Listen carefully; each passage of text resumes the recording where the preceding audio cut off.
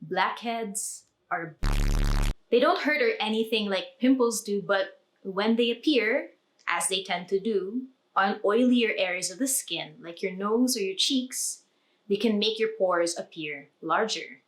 They're also pretty stubborn. I mean, I should know. I've had them for the great majority of my life, and it's been over a decade since I've been trying to get rid of them. But it's only now that I've been able to find the best way to get rid of blackheads. Now, let me tell you, I've probably tried every trick in the book just to get where I am today.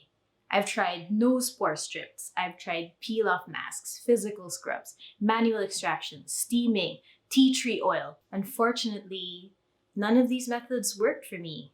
What really changed the game for me was doing actual research about how and why blackheads form, and then choosing solutions based on what I learned. Speaking of research, the video that was really helpful for me was Leah Yu's pore series, especially her video on clogged pores. I've linked that down below for you guys in case you want to check it out.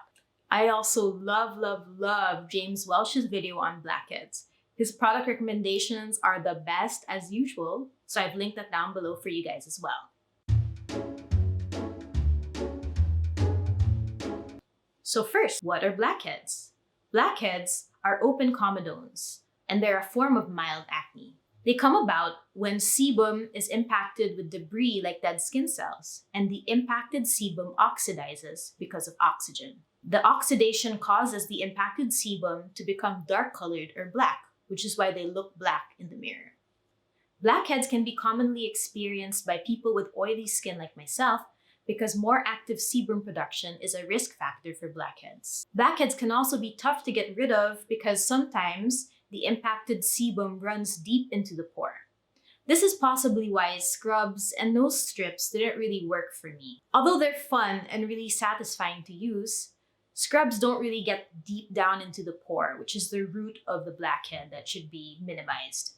And also, nose strips often just remove the sebaceous filaments from your nose, those white things that people always stare at when they pick up a nose strip. But it's not actually the blackhead. Another possibility is that only the top of the blackhead was removed, and if you don't remove or clean out the entire pore, the blackhead will just regenerate. Also, I feel like nose strips, peel-off masks, scrubs, and all those other methods that I mentioned before are more of band-aid solutions rather than actual solutions. So, what really helped me? Tip number one, and possibly the best tip I can give you, is to use chemical exfoliants and a retinoid. Chemical exfoliants are wonderful because they actually target the root of the problem and clean out the pore, which is something that physical exfoliants just can't really do. The chemical exfoliant that I highly recommend for treating blackheads is salicylic acid. It's so great for treating blackheads because it's desmolytic, which means that it breaks down the bonds between dead skin cells and the skin surface, which makes it easier to remove debris. It's an oil-soluble ingredient as well, which means that it can go deep down into the pore and clear it out. Years back, I used the COSRX BHA Blackhead Power Liquid. It was my first ever BHA product and I really liked it. It was really gentle, it didn't really irritate my skin, and it was at a really accessible price. But over time, I noticed that the efficacy went down because my blackheads actually came back, even if I used the product religiously, and even if the concentration of the active ingredient, betaine salicylate, was at 4%. This is probably because betaine salicylate is twice as gentle as salicylic acid. And then, when the pandemic hit, I started to use the glycolic acid 7% toner by The Ordinary, and the vampire serum thingy, also by The Ordinary. While these products did help me get through a mask-me phase, I no longer use them because I found a product that's much better, more effective, and causes much less irritation for me, which is the Paula's Choice Skin Perfecting BHA Liquid Exfoliant. It has a really lovely watery formula that sinks into the skin really easily. I like to use it after toner and before serum, and a few drops is all I need, and I'm good to go. The second ingredient that really changed my skin is retinoids. Retinoid is an umbrella term for the derivatives of the vitamin A molecule. These derivatives include retinoic acid, retinol, and retinoid. A retinoid is a vitamin and an antioxidant that can travel deep into the pore, just like salicylic acid, to regulate cell turnover.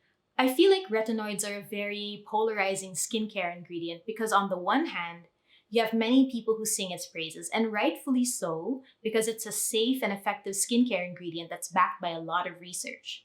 But on the other hand, you have people who are afraid of or intimidated by retinoids because they automatically think that it's going to cause a lot of redness, irritation, and peeling. And they're not exactly wrong because if you use too much of the ingredient too soon, that's when the signs of irritation can occur. I used to belong to the camp of those people who were afraid of retinol because my mom was prescribed a retinoid, and I feel like it was too concentrated because she started peeling and she got a lot of redness. And that really put me off the ingredient for quite a while. But the reason that I started using it is thanks to my friend who highly recommended it to me.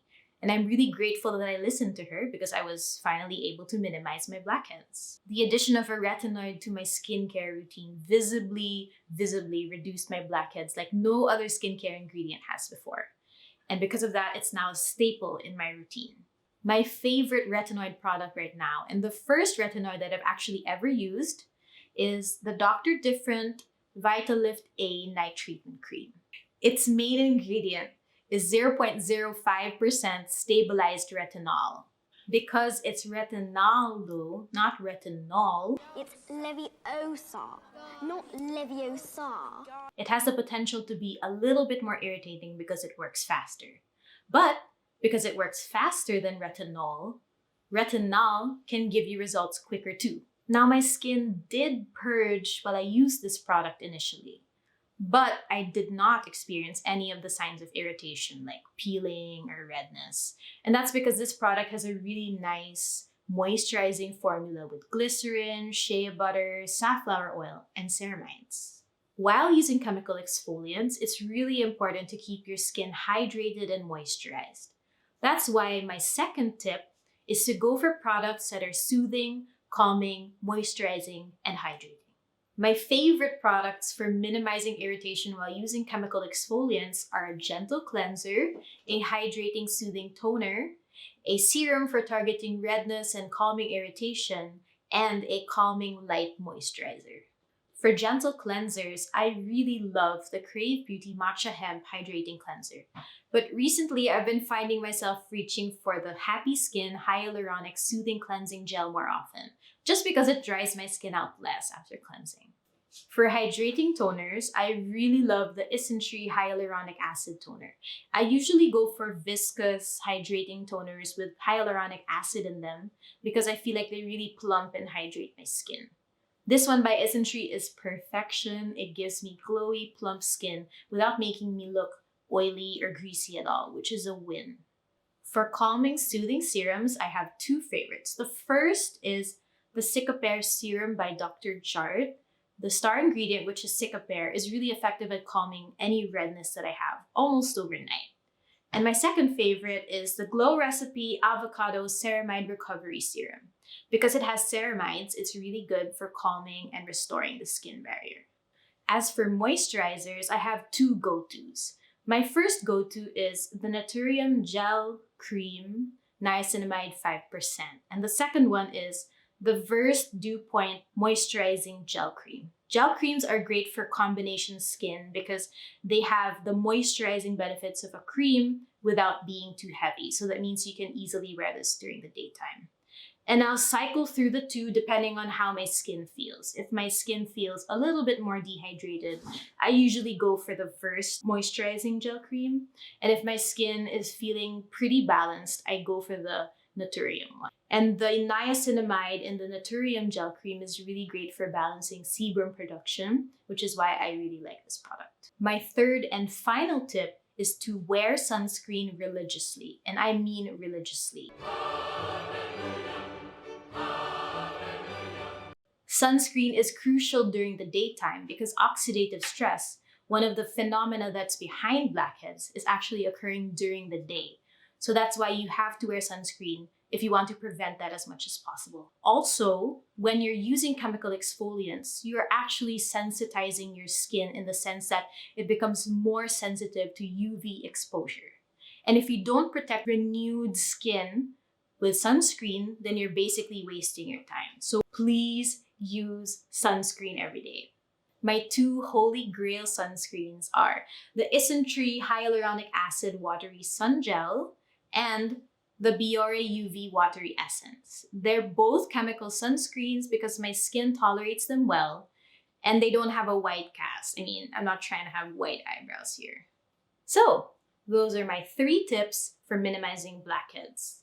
1. Use a chemical exfoliant and a retinoid. 2. Hydrate, soothe, and moisturize your skin as you do so. And 3. Wear sunscreen. What are your tips for minimizing blackheads? I'd love to know. Please comment down below. And as always, see you in the next video. Bye! Bye! Say bye, Destroyer. Bye! Bye!